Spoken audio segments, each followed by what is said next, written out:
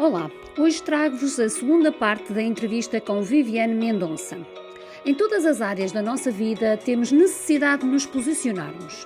Na consultoria de imagem com ênfase no autoconhecimento, percebemos a importância de assumirmos essa responsabilidade e entendermos como isso nos diferencia. Olá, estás a assistir ao Com a Tua Imagem Tu Podes. Estou aqui para ser a tua cúmplice na construção da tua identidade e vou-te mostrar como tu podes. A cada semana trarei temas da consultoria de imagem, crenças, mitos, preconceitos e muito mais para te mostrar o quanto somos exclusivos.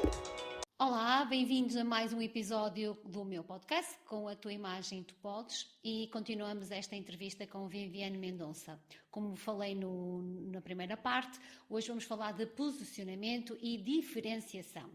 E então eu queria, olá Viviane mais uma vez, queria perguntar como é que nós usamos a imagem como uma ferramenta de posicionamento. Bom, vamos falar mais ou menos do que a gente falou no episódio passado, que a gente falou um pouquinho ali da comunicação verbal e não verbal. Muitas vezes a gente não tem a oportunidade de se posicionar verbalmente, tá? Então, quando eu estou atendendo clientes, quando a gente sempre fala assim, o que você transmite? Aí ela sempre fala assim, eu sou espontânea, eu chego, eu já falo bom dia, né? Então, ela acha que o potencial dela está em transmitir o que ela fala, né? No verbal. E é o contrário. A gente precisa, a primeira impressão, o primeiro posicionamento que a gente vai passar é o não verbal. Então, a nossa imagem, ela é muito mais importante do que o bom dia que você vai dar, né? Ou a forma que você vai dar esse bom dia, né? Ou a entonação do seu bom dia, né? E é muito importante a gente saber que a nossa imagem não verbal é a que fica na mente das outras pessoas, né? É o que a pessoa lê de você. Ela vai te dar a oportunidade ou não de se expressar verbalmente de acordo com a sua imagem não verbal. Sim. Pode. Não, estava a fazer a ligação já com a primeira parte, em que a Viviane falava desta ligação entre as duas coisas, portanto, a imagem ser a primeira a falar, não é? De transmitir se a pessoa é uma pessoa de sucesso, se é uma pessoa a inteligência, não é? Falávamos no primeiro episódio muito das crenças que nós temos isso, e então pensar na imagem, assumir essa responsabilidade e de certa forma também assumir isso de uma forma estratégica, não é? Com um objetivo. Com um objetivo, mas qual é esse objetivo? É ser quem você é, né? A gente não pode ter uma estratégia de atingir algo, mas que aquilo não reflete quem você é. Então, a estratégia, dentro do que a gente trabalha, é sempre transmitir quem a gente é. As nossas forças, né? O nosso potencial. Então, você tem que olhar para mim e você tem que enxergar aquilo que realmente eu sou boa, né? Eu tenho que olhar para você e eu tenho que enxergar o que a Carla é boa. Então, eu sempre falo assim, a gente está numa empresa. Se todos nós transmitíssemos aquilo que a gente é de verdade, né? Os nossos potenciais, ficava tudo muito fácil, porque eu vou te dar aquilo que realmente você sabe desempenhar. E você vai me dar uma função que realmente eu sei desempenhar. Só que hoje em dia, nem as pessoas sabem, né? O que elas são boas, o que elas não são. Elas não têm essa sensibilidade, esse autoconhecimento para ela enxergar e abrir mão daquilo que às vezes ela não tem habilidade, né? Então é importante demais a gente se conhecer, a gente saber as habilidades que a gente tem e querer transmitir isso na nossa imagem. Assim a gente consegue abrir as portas que a gente quer abrir nesse mundo. Então, para qualquer profissional, a gente agora falando mesmo de profissional, posicionamento profissional, é essencial a gente fazer esse processo de consultoria, se conhecer, saber suas habilidades, né? Aceitar essas habilidades, aceitar abrir mão daquelas que realmente a gente não tem, Não tem. Se posicionar de acordo com quem a gente é. Só para reforçar, eu costumo abordar isso quando trabalho com empresas, que se nós chegássemos, se toda a gente conseguisse chegar a esse ponto, nós passaríamos a ter equipas mais colaborativas e menos competitivas. Com certeza. Porque ainda vivemos muito numa cultura em que as pessoas se forçam a ter determinadas competências que não são as suas competências natas, e é um desgaste emocional e de tempo, e que depois não vai surtir efeito no final, porque eu, se sou boa a trabalhar com Excel, eu tenho que me focar aquilo que eu sou boa a fazer e ir buscar outra pessoa noutra posição da empresa que possa colmatar uma fraqueza, entre aspas, que eu possa ter, e aí juntas podermos potenciar mais ainda um projeto ou aquilo que estejamos a fazer numa empresa. Isso também é muito interessante. E isso, Carla, a gente tem, uma crença, acaba sendo uma crença, né, dessa super mulher, porque a gente acha que a gente é capaz de tudo, fazer tudo, e que a gente vai fazer tudo bem.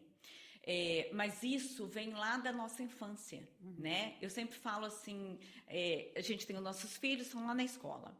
Aí nosso filho começa a tirar nota não tão boa, né? Numa certa disciplina.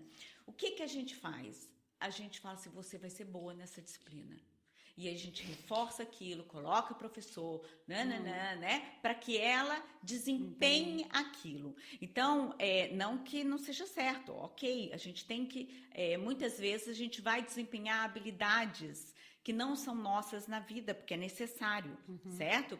Para sobrevivência. A gente precisa desempenhar várias habilidades, mas é preciso conhecer aquilo que você realmente é boa, aquilo que você nasceu com aquilo, né? Qual é a sua aptidão nata? O que você faz com muita facilidade e que você faz como ninguém faz?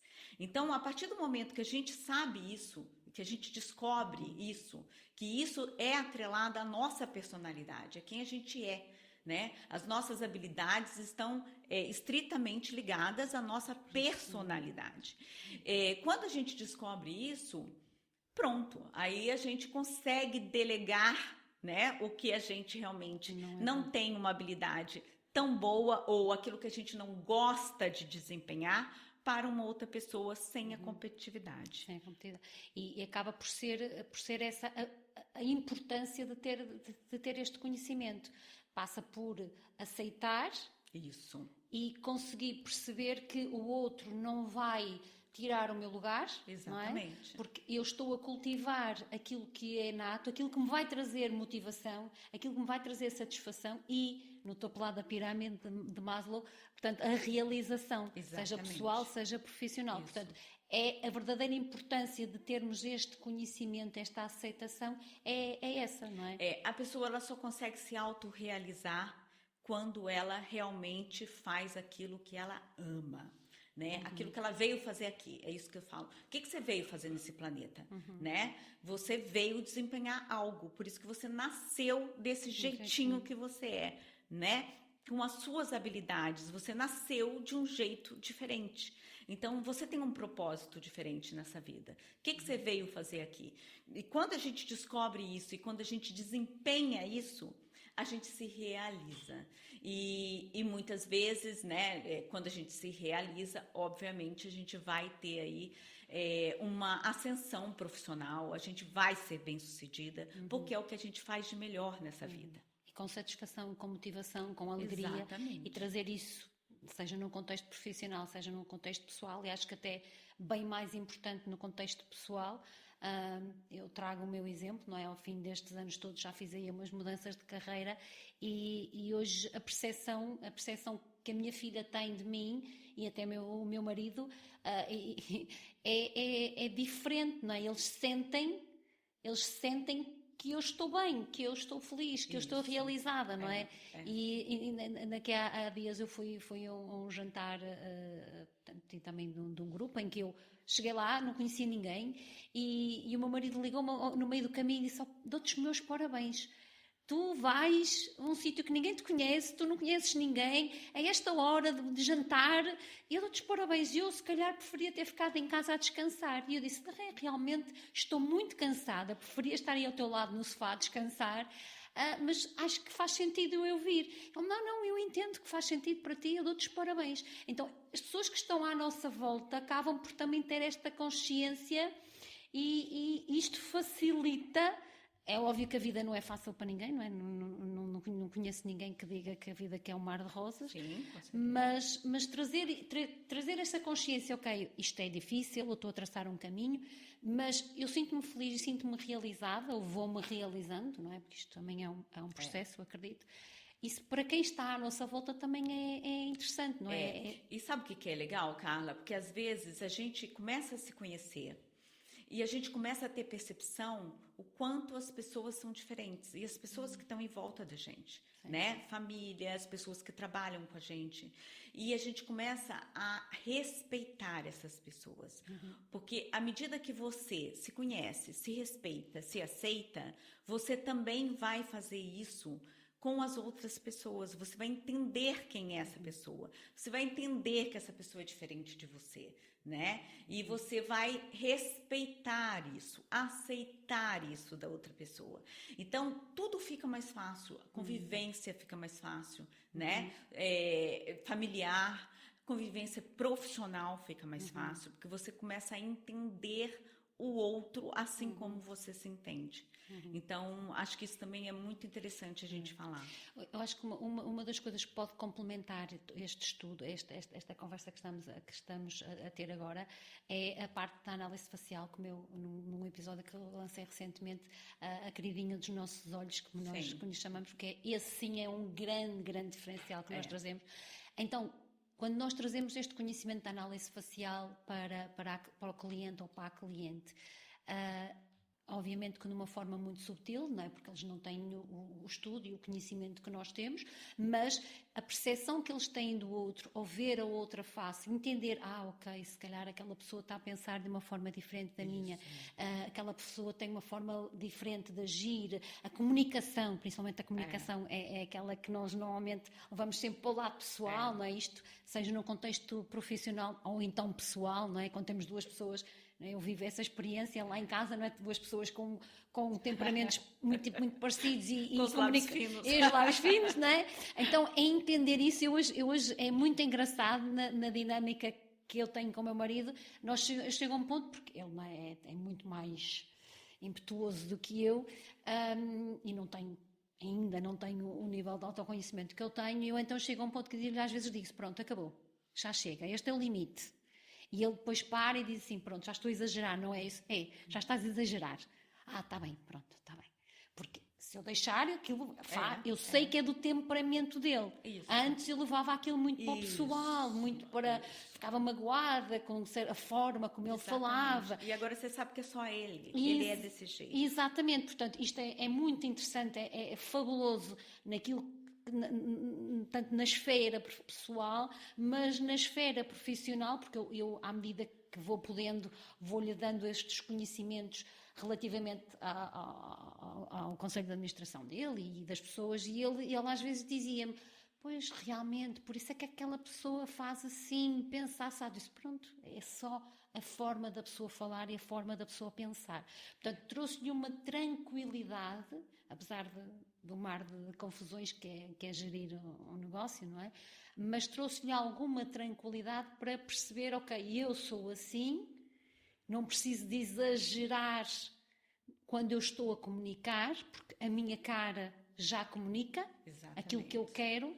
E então isso é muito fabuloso, não é? Eu costumo falar assim: se a gente pegar uma foto 3x4 de uma pessoa que ninguém conhece, né? E a gente distribuir numa sala com 20 pessoas, todos nós vamos falar coisas parecidas sobre aquela foto. Ou que a pessoa é séria, ou que a pessoa é brava, ou que a pessoa é expansiva, que ela é legal, ou que ela... Vamos falar coisas muito semelhantes dessa foto, dessa pessoa que está na foto. E o que é isso? Isso é leitura de arquétipos, né? É o que a gente estuda na análise facial e na morfopsicologia. É trazer o que o rosto transmite daquela pessoa. Então, o vestir transmite. Você colocar uma gola mais em pé, transmite uma coisa. A gente colocar uma ombreira mais forte, transmite outra coisa. Uma cor transmite, né? A gente sabe que a roupa transmite, mas a gente sabe também que o rosto transmite muito quem a gente é. As nossas feições faciais transmitem a nossa personalidade. Então, a gente só de olhar uma foto 3x4, a gente pode dizer muita coisa sobre essa pessoa, né?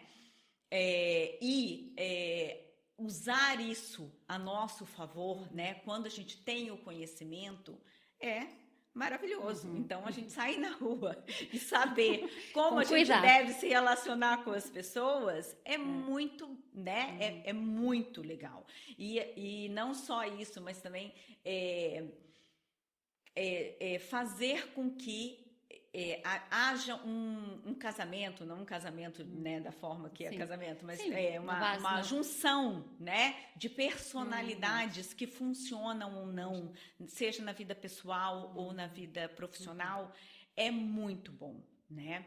Então, a gente saber que o pensar de uma pessoa é só quando a gente olha, né, para essa parte superior dela, né, desse terço superior, e a gente já está ali vendo muito como essa pessoa pensa, processa esses pensamentos, né, é um conhecimento muito, muito legal. E quando a gente traz isso para a cliente, quando ela tem essa percepção do quanto que o rosto dela fala dela, é muito legal.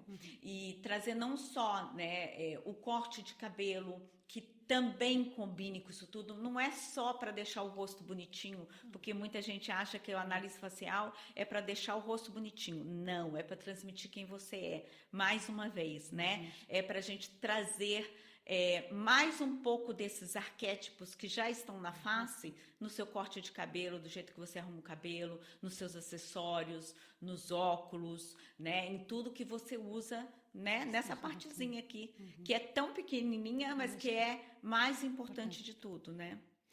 Eu costumo dizer que ultimamente o rosto acabou, não é? Em teoria, pelo menos daquilo que está estudado, falamos que 70% da nossa comunicação está no rosto. Eu costumo dizer que hoje em dia, com tanta coisa que se faz, tanta comunicação que se faz via Zoom ou via virtual, eu acredito que estes 70%, apesar de não deixarem de ser 70%, acabam por assumir uma importância muitíssimo maior, porque perdemos parte do resto da comunicação corporal e então tem uma proporção maior. Mas uma das perguntas também que já me fizeram relativamente à análise facial foi: ok, eu entendo a mais-valia disso, mas eu como cliente, que mais, para além de conhecer, de saber sobre mim, que mais-valia que isso me traz, por exemplo, para a minha vida profissional? Portanto, as pessoas obviamente não vão ter a capacidade, a cliente não vai ter, ou o cliente neste caso, não vai ter a capacidade de fazer o mesmo estudo que fazemos, porque também é uma das coisas que eu reforço sempre, é uma análise que nós temos que ter sempre algum tempo, temos que ter ali uma infinidade de horas de trabalho e de estudo, para ser, porque lá está, é sempre um trabalho muito sério e muito, muito pensado, mas para o cliente, a que mais-valia que ele traz isso a posteriori, por exemplo? Eu acho que o mais importante é ele saber o que ele transmite com esse rosto dele, não é? Ou dela. Porque só dela saber que as pessoas olham e pensam coisas que tem a ver com a personalidade dela, olhando para o rosto. Vou dar um exemplo. Na pandemia, a gente usava máscara, lembra? Certo. E a gente só estava vendo o quê? Testa e olhos. Mais ou menos, porque às vezes a máscara estava aqui. A gente não via nem nariz, nem boca, nem queixo, nem esse formato de rosto. E às vezes a gente estava ali conversando com a pessoa, ou às vezes a gente via a pessoa muitas vezes, certo? E a gente imaginava a pessoa, não era assim? A gente imaginava o resto. Quando essa pessoa tirava a máscara, a gente caía para trás. Por quê? Não porque era bonita ou feia, não. Mas era porque a gente não imaginava que o resto fosse daquele jeito. Exatamente. Certo? Porque a gente criava na nossa mente o resto do rosto baseado na experiência que a gente estava tendo com a pessoa. Tá? Com o verbal. Exato, e só com parte daquela comunicação que nós conseguíamos ver. Exatamente, exatamente. Então, quando tirava, a gente conseguia, e às vezes a gente nem gostava, a gente falava, nossa, né? Deu um negócio aqui esquisito, não quero mais ver essa pessoa, não era assim? Por quê? Porque a gente criava um personagem dessa pessoa, tá? Então, a gente saber que a gente transmite coisas com esse rosto, né? E saber o que a gente transmite é muito importante, porque a gente começa também a entender como que a gente funciona em termos de comunicação, de ação, de emoção, né, de reflexão, de pensamento, de tudo isso. Então, eu acho que para cliente é revelador nesse aspecto. Eu tenho a minha experiência que eu durante muitos anos usei aqueles óculos graduados, com muita graduação, portanto em teoria toda a gente que me conheceu desde a minha infância até à minha juventude, toda a gente tinha a percepção, a Carla, aquela que tem os óculos e os olhos grandes. No momento em que eu decidi usar lentes de contacto, amigos meus de sempre ficaram perplexos. Mas tu tens os olhos tão pequeninos. Portanto, e eu hoje, tendo este conhecimento que eu tenho acerca da análise já sabe que você transmitia outra coisa. Completamente diferente daquilo que sou eu, não é? Então, trazer esta consciência é muito, muito, muito interessante. Confesso que o primeiro impacto, quando eu começo a falar destas coisas, as pessoas põem as mãos na cara. Porque ficam com medo que eu faça... acho que a gente tem uma bola de cristal e que a gente adivinha tudo. Exatamente. Mas é uma área que me fascina e não é por acaso que eu já estou inscrita na próxima pós-graduação exatamente para aprofundar, porque acho que é um tema muito sério e muito importante. E então aproveitava agora para finalizar esta nossa conversa, que acho que conseguimos ir ali falar um bocadinho de tudo, e deixar aqui, tenho estas 3 palavras: imagem, posicionamento e diferenciação. Que conselho é que a Viviane nos pode deixar? Eu acho que a gente só consegue se diferenciar, a gente só consegue chegar lá nesse mundo, né, quando a gente é quem a gente é. Assumir a nossa personalidade, ser quem a gente é, se bancar. Eu acho que as mulheres estão a cada dia indo mais em direção a isso. E eu acho que a gente só consegue mesmo chegar lá quando a gente se conhece de verdade. E quando a gente banca ser essa pessoa. Porque não basta só conhecer, basta aceitar e basta gostar dessa pessoa que está aí. Então, o meu conselho é que todos busquem se conhecer e se bancar cada vez mais. Também também é uma das coisas que tem muita crença, não é? Quando nós devemos de assumir a pessoa que é, as pessoas ficam, às vezes eu acho que ficam com um bocado de receio, parece que vão ter que lutar contra o mundo todo, não é? Isso traz movimentos, não é? Como a Viviane fala muito. Nós, a partir do momento que começamos numa trajetória, as pessoas que estão à nossa volta vão sentir estas mudanças, vai trazer algum incómodo, mas não é necessariamente uma luta nós contra o mundo. Eu acho que depende muito de onde você está, Carla. Tem pessoas que estão tão longe de si mesmas, que vão enfrentar o mundo mesmo. Para bancar quem é. E tem pessoas que não, que já estão aí no caminho e fica tudo mais fácil. Mais simples. Acho que sim.